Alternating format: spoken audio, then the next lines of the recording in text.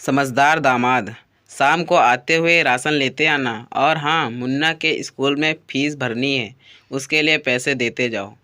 बीवी की इस मांग पर जेबें उल्टी करके दिखाने के सिवा बड़े के पास कोई दूसरा उत्तर नहीं था।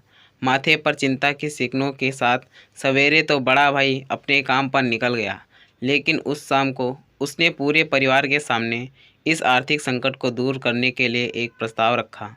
क्यों ना हम उस प्लाट को बेच दें जिसे बाबूजी ने लक्ष्मी को शादी में देने के लिए खरीदा था। बेटी को दी हुई चीज़ वापस नहीं मांगते, पाप लगता है। लक्ष्मी का जन्म होते ही घर खुशियों से भर गया था। तभी तुम्हारे बाप ने यह तय कर लिया था कि ये प्लॉट लक्ष्मी का है, जो उससे उसकी शादी में दे दिया जाएगा। माँ ने अपना विरोध जताते हुए कहा। कौन सी बेटी? वो बेटी जो प्रेम विवाह कर घर की इज्जत को खाक में मिला गई और पिताजी की अंतिम यात्रा में भी ना शामिल हुई। बड़े ने टोंट मारते हुए कहा। मेरा मुंह मत खुलवा। यहाँ कौन नहीं जानता कि लक्ष्मी को उस दिन गली के नाके से ही लौटा दिया गया था और उससे अपने पिता के आखिरी बार मिलने का हक भी छीन लिया गया था। माँ ने बेटे का पक्ष लेते हुए कहा। माँ के इस वार से दोनों बेटे चुप हो गए। ना बड़ा बेटा कुछ बोल पाया, ना छोटे बेटे के मुंह से कोई शब्द फूटा। थोड़ी देर की शांति के बाद छोटा भाई बोला। प्लाट बेचेंगे तो पर क्या लक्ष्मी कागजात पर दस्तखत करेगी? मुझे नहीं लगता वो हमारा भला सोच भी सकती है। आखिर है तो औरत जात, पुरुषों की परिस्थिति कैसे समझ पाएगी? काफ़ी वाद विवाद और सोच विचार के बाद सब इस बात पर सहमत हुए और पड़ोस के मोहल्ले की लक्ष्मी की दोस्त को बोलकर लक्ष्मी को घर आने का न्योता दे दिया गया। अगले दिन सुबह से गली के नाके पर खेल रहे बड़े भाई के लड़के की बुआ आ गई की आवाज़ सुन घर वाले चौकन्ने हो गए। दोनों भाई मन में द्वेष और नफरत के साथ उसको कैसे घर में आने के लिए कहें, इसी दुविधा में थे। वो कहते हैं ना, ज़रूरत के वक्त गधे को भी बाप बनाना पड़ता है। उसी कहावत के हिसाब से दोनों भाई बहन से बात करने के लिए तैयार हुए। दरवाजे पर जब बेटी और दामाद ने पूरे 7 साल बाद कदम रखा तो माँ की आंखें भर आईं और दोनों को बड़े प्यार से घर के अंदर लेकर आई। बेटी और दामाद भी माँ का इतना स्नेह देखकर भाव विभोर हो गए। शाम को साथ में बैठे बेटी दोनों बेटों और दामाद के आगे हिचकिचाते हुए माँ ने प्लाट का मुद्दा उठाया। लक्ष्मी को थोड़ा अंदेशा था कि कोई बड़ी बात होगी।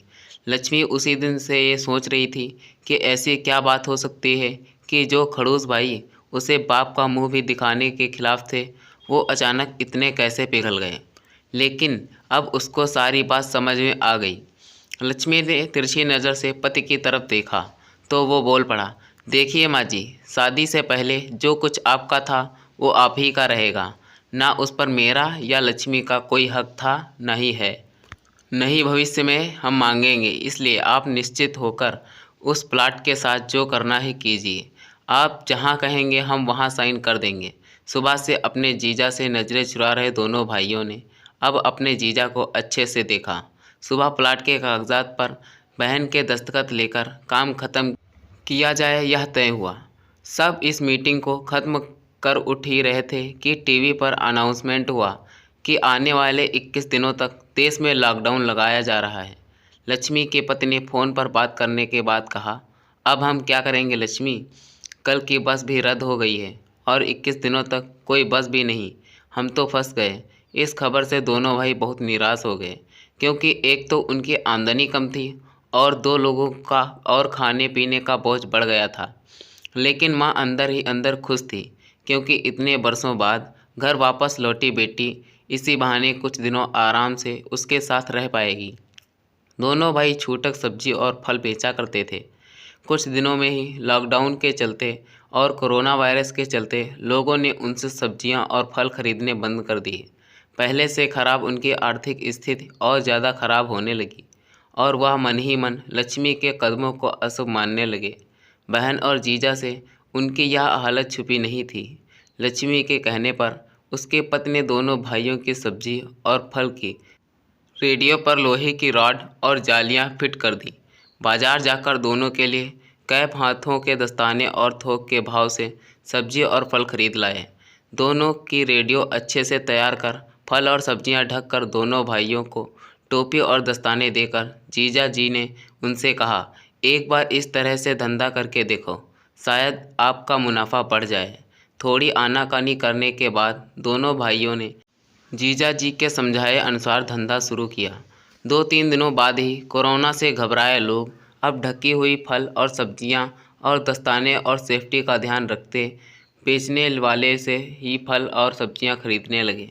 इस तरह समझदार दामाद की वजह से धीरे धीरे दोनों भाइयों का धंधा अच्छा चलने लगा और उनके घर का गल्ला जो पहले खाली हो रहा था अब धीरे धीरे भरने लगा। माँ जैसे अपने मरे हुए पति से मन ही मन संवाद साधने लगी। देखो जी, आपकी लक्ष्मी सच में लक्ष्मी है। इसके पांव घर में पड़ते ही घर खुशियों से भर रहा है। दोनों भाइयों के आंखों में पहले जो गुस्सा था उसकी जगह अब शर्म ने ले ली थी। वह मन ही मन सोचते थे, क्या गलत किया था बहन ने जो हमने इसके साथ इतना बुरा सलूक किया। शादी ही तो की थी और शादी करने से पहले हमें बताया भी तो था।